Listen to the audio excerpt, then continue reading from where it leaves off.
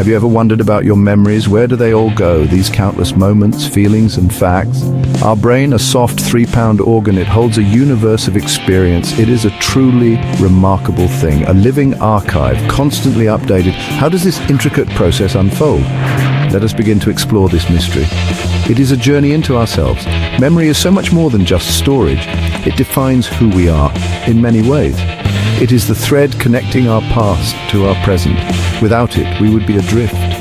Each day, a new, unknown shore. Our joys, our sorrows, our learning, all these are built upon memory. It gives our lives continuity and meaning. It is the quiet bedrock of identity. A deeply personal human faculty. The brain is not like a dusty attic. It's not filled with old static records. Instead, memory is a dynamic process. It is an active, ever-changing landscape. New connections form between brain cells. Old ones can fade or reshape themselves. Think of it as a living sculpture, molded by experience and by time. This view is far from a simple machine. It shows the brain's incredible adaptability. In this exploration, we will look closer. We will see how these traces are formed, these whispers from our personal history. We will touch upon the brain's methods, how it captures a fleeting scent or a complex skill, how it keeps them, sometimes for a lifetime. It is a journey of discovery into the very essence of our minds. The brain's capacity to remember is vast. Let us peer into its hidden workings. First, there is sensory memory. It is like an echo or a brief flash, the scent of rain on dry earth, the trail of a sparkler in the night. These impressions are very short-lived, lasting only a few seconds or less, but they are the first doorway. The initial entry point for information, a rich but fleeting tapestry of sensation. From here, some details may move on. Next, we find short-term memory. Some call this our working memory. It is like the mind's temporary notepad, holding a phone number just recited or the words of a sentence we are reading. Its capacity is quite limited, we find, perhaps 7 items, plus or minus 2. It holds information for seconds to minutes. Unless we actively rehearse it, then it too may fade away. Then comes the vast expanse long-term memory. This is the brain's more permanent archive. It is where we store important information, facts, events, skills we have learned.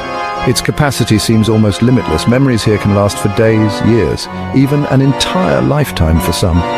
This is where our life stories reside, the deep well of personal experience, a truly astonishing storage system. Within this great library there are sections. Explicit or declarative memories are facts, recalling the capital of France, for instance, or what you ate for breakfast today. These are things we consciously know. Implicit or procedural memories are different. These are skills like riding a bicycle or typing on a keyboard without looking. We know how, but may not explain it. Two very different ways of knowing. The true workers of memory are tiny cells. These are called neurons, the brain's messengers. They talk to each other using chemical signals. These signals cross tiny gaps called synapses. When we learn something new, changes occur. Connections between neurons can strengthen. New connections can even form.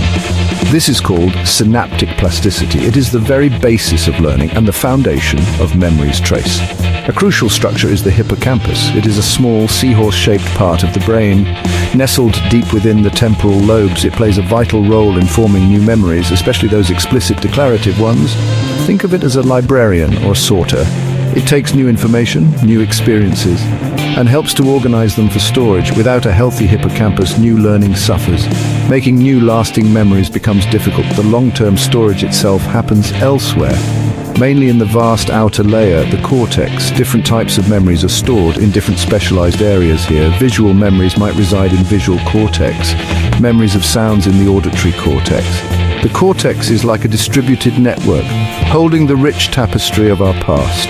A complex and widespread arrangement, not just one single spot for everything. We must also mention the amygdala. This almond-shaped structure is near the hippocampus. It processes emotions like fear or joy, and it plays a key role in memory. Emotions can make memories much stronger. A very frightening event is hard to forget. A moment of great happiness too. The amygdala adds emotional color. It stamps these memories as significant, making them more vivid, more lasting. The journey of a memory begins with encoding. This is how information first enters our brain. It needs to be converted into a form that the brain can understand and use. Paying attention is crucial for this stage. If we are distracted, encoding suffers. The information might not register properly, like a faint signal, easily lost. Focused attention helps create a strong trace, the first step to a lasting memory. Next comes storage or consolidation. The newly encoded memory is fragile. It needs time to become stable. This process often happens over hours or days. Sleep plays a very important role here. During sleep, the brain seems to replay events, strengthening the neural connections involved. It is like saving a file on a computer, but in a much more organic, complex way. The memory trace becomes more robust. Then there is retrieval, the act of remembering. This is like searching for a book in the library. We use cues to help us find it. A certain smell might trigger a childhood memory. Perhaps it is the scent of baking cookies. Suddenly you are back in your grandmother's kitchen. You see the sunlight through the window. You hear her gentle voice humming. Memory retrieval is often reconstructive. We piece together fragments, not replay a perfect recording. Indeed, memory is not a perfect video camera. It is more like a story we tell ourselves, a story that can change with each telling. This is a fascinating aspect of our minds. Recent research highlights neuroplasticity, the brain's amazing ability to change, to reorganize itself throughout life. New connections can always be formed. This means our capacity to learn and remember can remain vibrant even as we age. Our memories are living things, always evolving.